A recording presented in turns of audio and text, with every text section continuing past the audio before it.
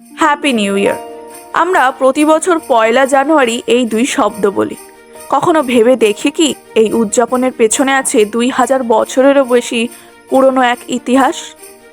জলপাই গাছের ছায়ায় বসে থাকা রোমান সিনেটরদের সিদ্ধান্ত থেকে শুরু করে ইংল্যান্ডের রাস্তায় সাধারণ মানুষের 11 দিন ফেরত দাও দাবিতে বিক্ষোভ পর্যন্ত।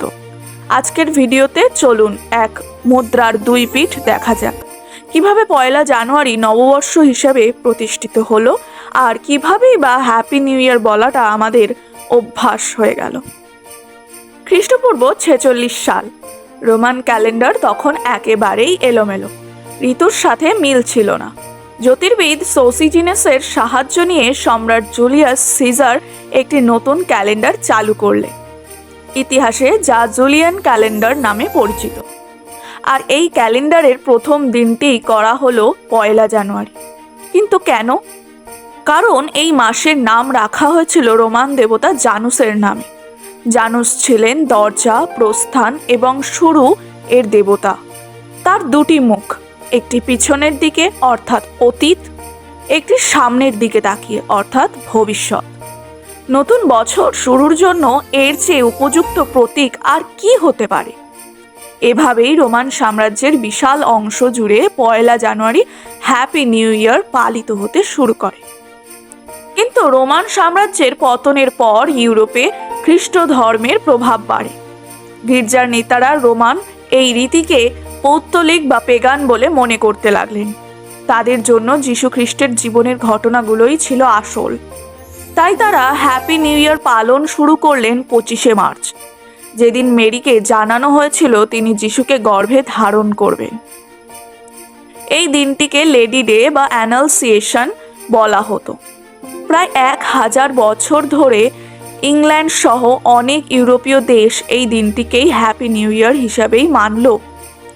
1 জানুয়ারি তখন গোপন মদ্যপান আর উচ্ছৃঙ্খল উৎসবের দিন ছিল। সমস্যাটা দেখা দিল জুলিয়ান ক্যালেন্ডারের গাণিতিক ত্রুটিতে। প্রতি বছর প্রায় 11 মিনিট করে পিছিয়ে যাচ্ছিল।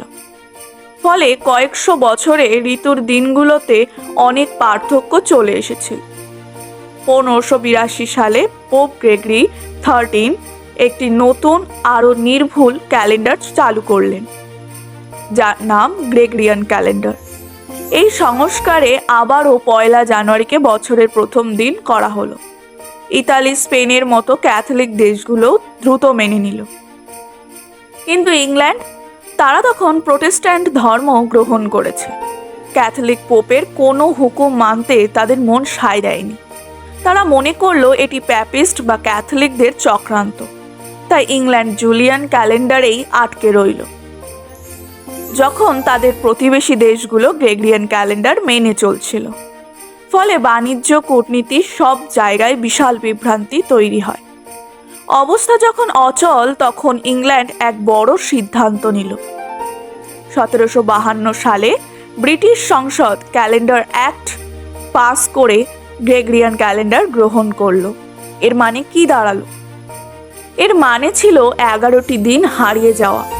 1752 সালের 2 সেপ্টেম্বরের পরের দিনই হয়ে গেল 14 সেপ্টেম্বর। লোকজন ভেবেছিল তাদের জীবন থেকে 11 দিন চুরি হয়ে গেছে।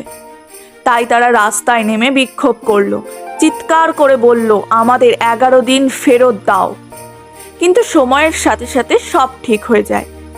আর এই আইন দিয়েই ইংল্যান্ড আনুষ্ঠানিকভাবে স্বীকার করলো যে এখন থেকে তাদের হ্যাপি নিউ ইয়ার 1 জানুয়ারি।